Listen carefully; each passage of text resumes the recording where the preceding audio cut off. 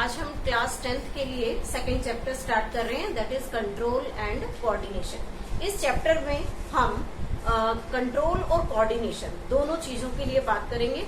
दोनों process plant और animals में है और दोनों की डिटेल हम यहाँ स्टडी करेंगे। और पढ़ना क्या है इसमें, मेनली कंट्रोल के अंदर हम बात करेंगे एनिमल में नर्वस सिस्टम किस तरीके से काम करता है, नर्वस सिस्टम के कौन कौन से पार्ट्स हैं। फिर कोई भी स्टिमुलस जब हमारी बॉडी पर हम उसे रिसीव करते हैं तो उसकी इंफॉर्मेशन हमारे ब्रेन को कैसे मिलती है, देन ब्रेन कैसे मैसेज कन्वे करता है, that is the reflex action, we will study later. इस तरीके की जो प्रोसेसिंग है वो हम इस चैप्टर में पढ़ेंगे। उसके अलावा जब हम कोऑर्डिनेशन की बात करते हैं तो कोऑर्डिनेशन में हम यहाँ पढ़ेंगे डिफरेंट टाइप्स के हॉर्मोन्स हैं हमारी बॉडी में जो एंडोक्राइन ग्लैंड से रिलीज होते हैं। वो सभी एंडोक्राइन ग्लैंड से रिलीज्ड हार्मोन हमारी बॉडी के मेटाबॉलिज्म को, हमारी बॉडी के ओवरऑल एक्टिविटीज को कैसे कंट्रोल करते हैं। उसी के साथ साथ हम प्लांट्स में पढ़ेंगे कि प्लांट्स में lakhs the nervous system, plants में नर्वस सिस्टम नहीं होता, लेकिन फिर भी वो हम कोई भी स्टिमुलस जब प्लांट पर अप्लाई करते हैं तो दे विल रिस्पॉन्ड, वो हमेशा एक रिस्पॉन्स शो करते हैं। तो हम ये देखेंगे कि how we can study this type of response in a plant as well as कि प्लांट के अंदर अगर सर्टेन काइंड ऑफ हॉर्मोन्स उन्हें अप्लाई किए जाए या प्लांट नेचुरली उन्हें प्रोड्यूस करता है तो उसका इफेक्ट प्लांट बॉडी पर किस तरीके से दिखाई देगा। सो इस चैप्टर में कंट्रोल और कोऑर्डिनेशन से रिलेटेड बातें होंगी। सबसे पहले हम बात करते हैं यहाँ कंट्रोल के बारे में। कंट्रोल क्या है? कंट्रोल एक ऐसा मैकेनिज्म है हमारी बॉडी का जिसमें हम किसी एक्टिविटी को स्टार्ट करते हैं, उसे स्लो डाउन कर सकते हैं और उसे स्टॉप कर सकते हैं। तो इस टाइप की जो एक्टिविटीज हम अपनी बॉडी के अंदर देखते हैं that is known as the control. So we can write the power of restrain and regulation of our body through which we can start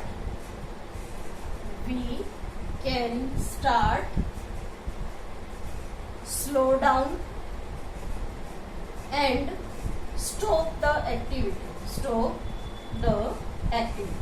किसी भी बॉडी में चलने वाली एक्टिविटी को स्टार्ट किया जा सकता है इफ नीडेड, उसे स्लो डाउन किया जाता है if it is working in excess, और उसे स्टॉप कर देते हैं when the work is perform.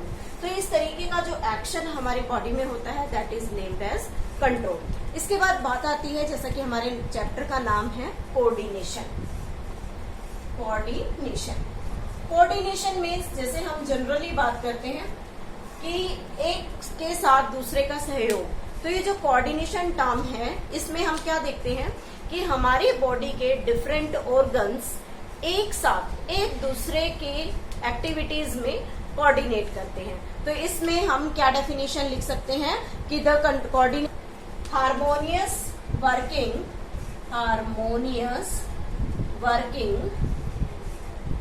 Of different body parts and these body parts may be interrelated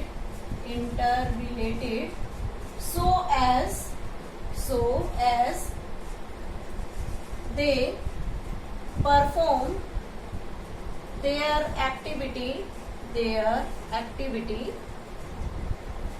very smoothly, जो अपनी एक्टिविटीज को बहुत स्मूथली परफॉर्म कर सकता है। फॉर एग्जाम्पल, जब हम खाना खाने बैठते हैं तो बहुत सारी सेंसेस हमारी काम करती हैं, उसके साथ साथ बॉडी के बहुत सारे ऑर्गन्स एक्टिवेट हो जाते हैं। For example, when we take food then our hands helps us to take the food को उठाने में हेल्प करते हैं। आंखें हमारे उस फूड को देखने में हेल्प कर रही हैं।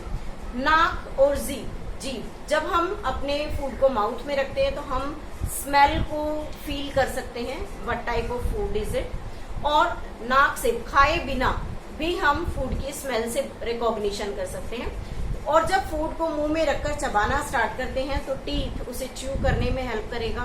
हमारी टंग उसे मेस्टिकेट करती है, सलाइवा के साथ मिक्स करती है, देन हम उससे पुश करते हैं अपने फूड को और हमारा फूड एलिमेंट्री कैनाल में एंट्री करता है। फिर एलिमेंट्री कैनाल के सभी ऑर्गन्स एक्टिवेट होते हैं, डिफरेंट टाइप के डाइजेस्टिव जूसेस रिलीज करते हैं और अल्टीमेटली हमारा फूड डाइजेस्ट होता है, देन एब्जॉर्ब होता है, एब्जॉर्ब होकर ब्लड के अंदर मिक्स होगा, पूरी बॉडी को सप्लाई होता है।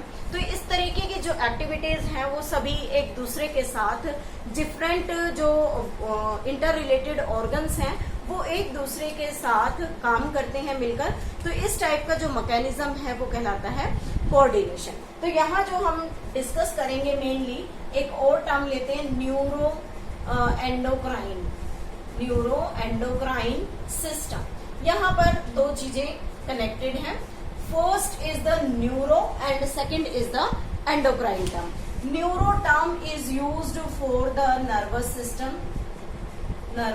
System and endocrine term is used for the glands which helps in performing different functions related to the secretion of the hormones in our body। तो हम कह सकते हैं कि जब हम न्यूरोक्राइन सिस्टम के बारे में, न्यूरो एंडोक्राइन सिस्टम के बारे में स्टडी करते हैं तो this system is present in animals में ये सिस्टम प्रेजेंट है। और यहाँ पर दो चीजें आपस में लिंक्ड है, nervous system and system plus hormonal control, ये दोनों एक साथ मिलकर काम करते हैं। इसलिए इस टाइप के सिस्टम को, इस टर्म को हम क्या कहते हैं, न्यूरो एंडोक्राइन सिस्टम का नाम देते हैं। इसी के साथ हम स्टार्ट करते हैं यहाँ पर एनिमल्स में nervous system.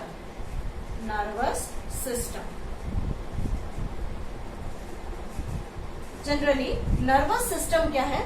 Nervous system is group of nerves, organs of nervous system, इन सभी का एक नेटवर्क बना हुआ है। तो जो नेटवर्क है डिफरेंट नर्वस सिस्टम के ऑर्गन्स का, डिफरेंट वहां पर नर्व्स प्रेजेंट है, उन सबका जो एक नेटवर्क है वो नेटवर्क मिलकर क्या बनाता है, नर्वस सिस्टम बनाता है।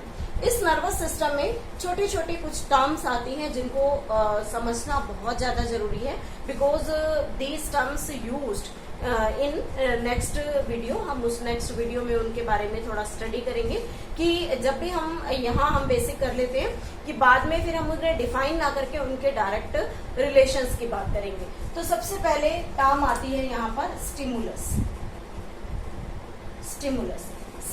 क्या है? एक एजेंट है, आइदर इंटरनल और प्रेजेंट इन एक्सटर्नल एनवायरमेंट। तो ये जो एजेंट है ये हमारी बॉडी पर एक फीलिंग क्रिएट करता है। फॉर एग्जाम्पल जैसे हमें कोई सुई पिंच करता है, चुभाता है, तो उसकी जो फीलिंग है हम एक इमीडिएटली एक्ट करते हैं और अपने उस बॉडी पार्ट को एकदम से झटका लगाते हैं टू डिफेंड आवरसेल्फ, ताकि हम उस पिंच से बच सकें। तो जो पिंच किया गया है आपके बॉडी पार्ट को, that is a type of stimulus. तो इस तरीके का जो एक्शन होता है उसे हम क्या कहते हैं, स्टिमुलस कहते हैं। A kind of action, kind of agent, we can say agent, इधर इंटरनल और एक्सटर्नल, इधर इंटरनल और एक्सटर्नल वर्क्स ऑन बॉडी, हमारी बॉडी पर जो काम कर रहा है। क्लियर? इसके बाद बात आती है जब स्टिमुलस की बात करते हैं तो ऑब्वियसली हम जैसे ही स्टिमुलस को फील करेंगे तुरंत अपना एक रिस्पॉन्स क्रिएट करेंगे। So next term is the response. Response is a type of reaction against a stimulus, एक स्टिमुलस के लिए अगेंस्ट जो रिएक्शन हम कर रहे हैं that is known as the response. For example when somebody pinch us, हमें कोई पिंच चुभा रहा है तो हम अपनी बॉडी को डिफेंड करने के लिए अपने उस पिंच्ड बॉडी पार्ट को रिमूव कर लेते हैं ताकि हमें उसका ज्यादा हार्मफुल इफेक्ट ना मिले। That is the type of reaction जब हमने अपने बॉडी पार्ट को मूव किया। Second thing, if someone spraying perfume on our body, हमारी बॉडी पर कोई परफ्यूम स्प्रे कर रहा है if the perfume smell is very much fragrant, बहुत अच्छी स्मेल उससे आ रही है, तो वी फील वेरी हम बहुत अच्छा फील करते हैं और उसको बहुत ज्यादा स्मेल करने की कोशिश करते हैं। That is also the type of reaction जो हमने एक स्टिमुलस के साथ लिंक किया है, उससे एक रिएक्शन बनाई है। थर्ड टर्म आती है इसमें रिसेप्टर। रिसेप्टर और you can say these are the receptor cells. Receptor cells are group of cells present in our body, और हमारी बॉडी में जनरली सेंस ऑर्गन्स में प्रेजेंट होते हैं, सेंस ऑर्गन्स में, which helps in detecting the stimulus, जो हमें stimulus को डिटेक्ट करने में, डिटेक्टिंग स्टिमुलस डिटेक्ट करने में हेल्प करते हैं। क्लियर? तो that is the receptor cell. आगे हम पढ़ेंगे अभी कि कौन कौन से टाइप के रिसेप्टर सेल्स होते हैं। Next is the effector cell. Effector cell, effector cell are the muscles which create action against a stimulus, एक स्टिमुलस के अगेंस्ट जो एक्शन हो रहा है, उस एक्शन को करने वाली जो मसल्स हैं, जो उसमें इन्वॉल्व्ड मसल्स हैं, उन्हें हम क्या कहते हैं? इफेक्टर सेल्स कहते हैं। फॉर एग्जाम्पल, जैसे हमारा हाथ किसी गरम चीज को छूता है, तो हमारे हाथ ने गरम चीज को छुआ तो हमारा हाथ ही क्या करेगा? जर्क लेकर उस गरम चीज से दूर चला जाएगा। तो वहां पर जो इफेक्टर सेल्स हैं वो क्या है? मसल्स हैं। किस चीज की? हमारे कौन से बॉडी पार्ट ने हॉट ऑब्जेक्ट को छुआ था? हमारे बॉडी से हैंड ने छुआ, तो हैंड की मसल्स ही जर्क लगा रही हैं और वो उसे उस हॉट ऑब्जेक्ट से दूर ले जाती हैं। तो these are the effector cell. इस तरीके से हम कुछ बेसिक सेल्स या डिफरेंट एक्शंस को नर्वस सिस्टम में स्टडी करेंगे। अब हम स्टडी करते हैं डिटेल में कि कौन कौन से टाइप के रिसेप्टर सेल्स हमारे कौन कौन से सेंस ऑर्गन्स में present. Now next is what type of the receptors present in our body. So we are writing here receptors, name of receptors, here organs, कौन से organ में present है, and stimulus, कौन से stimulus को वो respond करेंगे। क्लियर? तो 3 अलग अलग ग्रुप्स में हम इसे क्लासिफाई कर रहे हैं।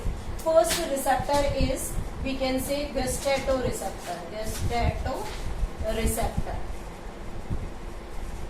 Second is olfactory receptor.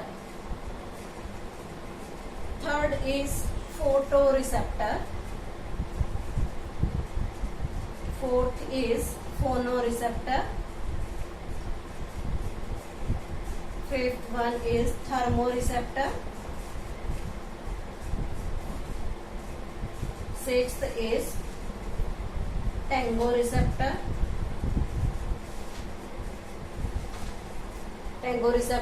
And the last one is, we can say that is statoreceptor.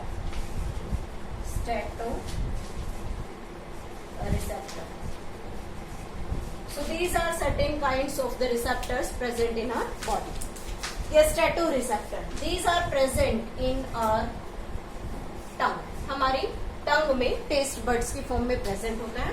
Olfactory receptor present in our nose, photo receptor present in our eyes, phono receptor in our ears, thermo receptor in skin, tango receptor also in skin, and stato receptor present in our skin, और we can say in the lower tissue. Sense organ में देखकर हम ये बता सकते हैं कि वो कौन से टाइप के स्टिमुलस को एब्जॉर्ब करेंगे। फॉर एग्जाम्पल, जब हम टंग की बात करते हैं तो we can taste different types of taste. For example, sweet, sour, salty and bitter. Nose से हम किसी भी टाइप के स्मेल को रिकॉग्नाइज कर सकते हैं। आईज से लाइट का डिटेक्शन हो सकता है, whether the light is dim और ब्राइट लाइट। ईयर से हम साउंड की क्वालिटी, इधर वेरी लाउड और very low sound is there. Skin में जैसे थर्मो रिसेप्टर से बात कर रहे हैं, स्किन पर है तो it helps in feeling temperature, इधर हॉट और कोल्ड, गर्म और ठंडे का एहसास हम स्किन से फील कर सकते हैं।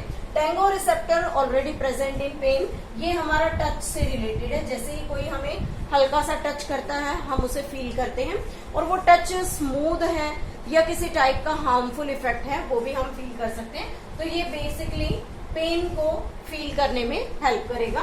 And stato receptor we can sense the pressure on our body, किसी भी स्पेसिफिक थिंग का हमारी बॉडी पर पड़ने वाला जो प्रेशर है उसको हम फील कर सकते हैं। So these are the different types of receptors present in our body, और just an introduction about the animal nervous system. In the next video we will study about the nerve cell, that is neuron.